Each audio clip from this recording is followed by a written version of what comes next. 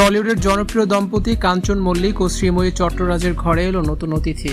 কন্যা সন্তান কৃষবীর জন্মের পর এবার এক ফুটফুটে পুত্র সন্তানের জন্ম দিয়েছেন শ্রীময়ী চট্টরাজ।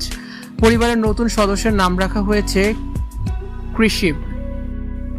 তারকা দম্পতি সোশ্যাল মিডিয়ায় এই সুখবর ভাগ করে নিতেই বিনোদন জগতে আনন্দের আমেজ ছড়িয়ে পড়েছে। তবে এই পুরো জার্নিতে গোপনে থাকা এক অনন্য ভূমিকা পালন করেছেন টলিউড অভিনেত্রী ঋতুপর্ণা সেনগুপ্ত। প্রথম সন্তান কৃষবী বেশ ছোট হওয়ার দ্বিতীয়বার গর্ভধারণের খবর জানতে পেরে কিছুটা দ্বিধা ও দুশ্চিন্তায় পড়েছিলেন শ্রীময়ী। সেই কঠিন সময় তার পাশে বড় বোনের মতো এসে দাঁড়িয়েছিলেন ঋতুপর্ণা। শ্রীময়ী জানান, কাঞ্চন ও তার বাবা মায়ের পর দ্বিতীয় প্রেগনেন্সির খবর তিনি প্রথম ঋতুপর্ণা সেনগুপ্তকেই জানিয়েছিলেন।